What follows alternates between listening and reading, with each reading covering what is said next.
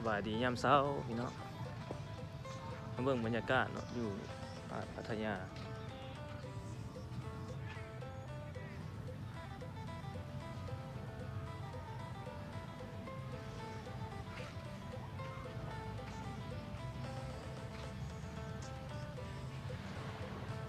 แถวโซนทางหลังสิมีคนกินแต่เมื่อคืนนี่คือสิแม่นเด็กน้ำกระท่อมเนาะอยู่ประเทศไทยเขาบ่ได้ผิดกฎหมายน้ำกระท่อมบรรยากาศยามเช้าก็สิบ่มีหยังหลายเนาะพี่น้องมีแต่ประชาชนหรือว่าแขกต่างประเทศเจ้ามักเล่นต่างประเทศมักเล่นยามเช้าตามฟุตบาท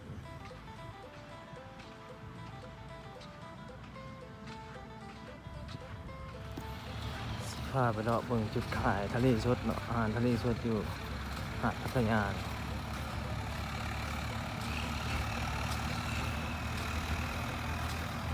หาดพัทยานี่หาดจอมเทียนหาดตัวที่เข้ามาถ่ายแบบนี้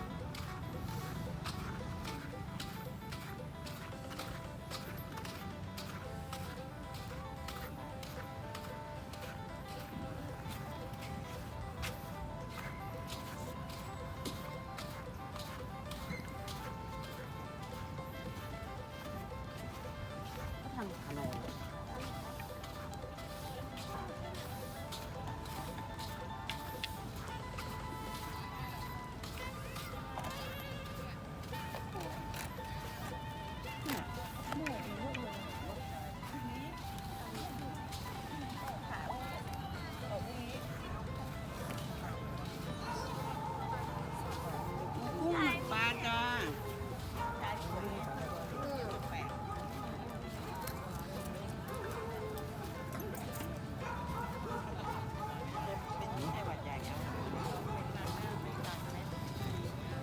ปลาไหม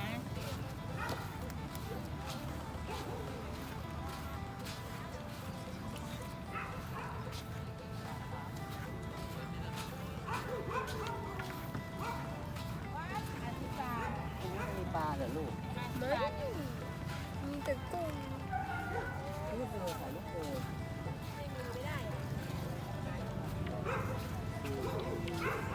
หมองเขาหมองเขาเสียไปจอมเ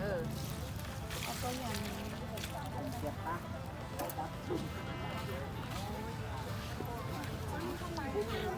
เขาบอกว่า เที่ยงกันที่ว่าเป็นวันที่สบายจะได้ไงถ้ามาฟังมาฟังมาเขาพองนั่นก็พยายามเอาไปกินดีเลย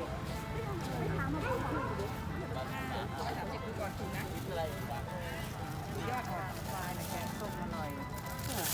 อันนี้ก็ไปเผาเกล็ดตัดหัวทอด ปูไม่ตาย ปูไม่ตายไม่ตาย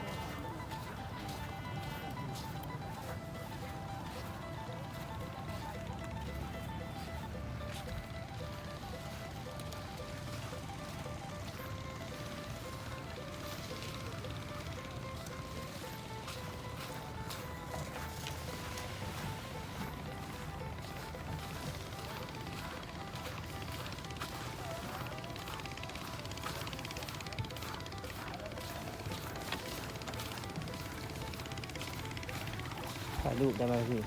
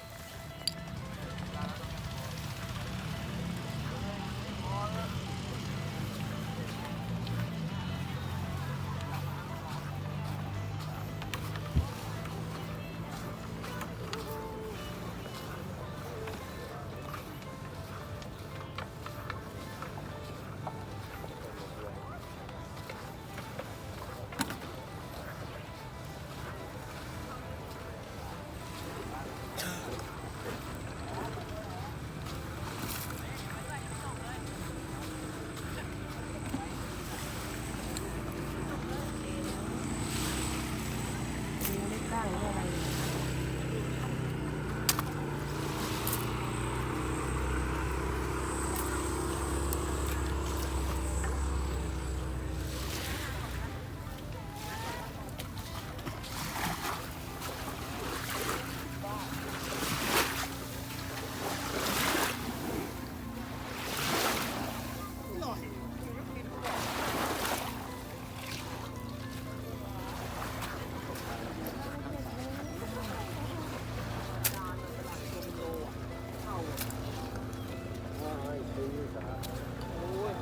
เราไม่ใช่พันเทพเราหมูสีตัวกันโอ้ยคุยซัดเราไม่พันเทพกันอยู่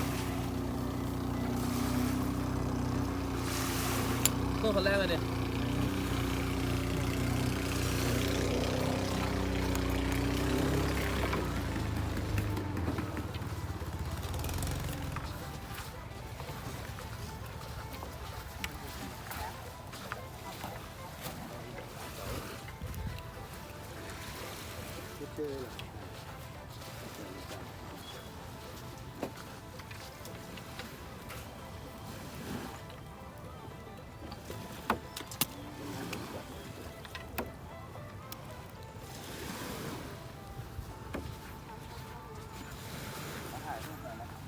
ได้ครับ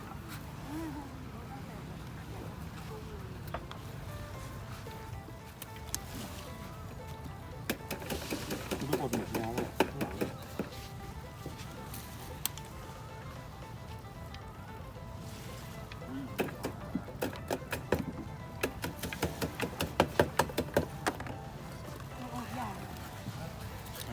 อันนี้อันอย่างค่ะ นี้เนี่ยเป็นเอาไป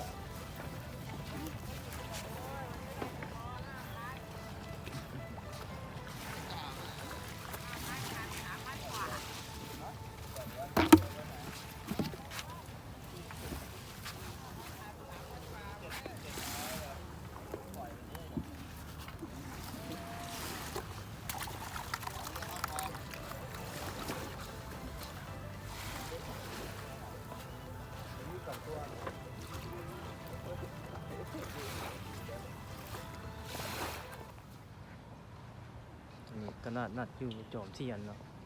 พัทยาเนาะตลาดอาหารทะเลเนาะติ่มแต่บางคนก็ได้บางคนก็บ่ได้เนาะป่ามันก็บ่ได้หลายคือที่เฮาคิดว่ามันใส่โมงใส่อย่างใดแหละมันหลายๆไปอะสมราคาการจะขายนะมัน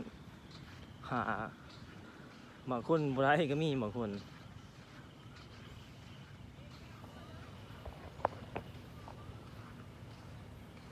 บรรยากาศยามเช้าเราอยู่หาดจอมเทียนนี่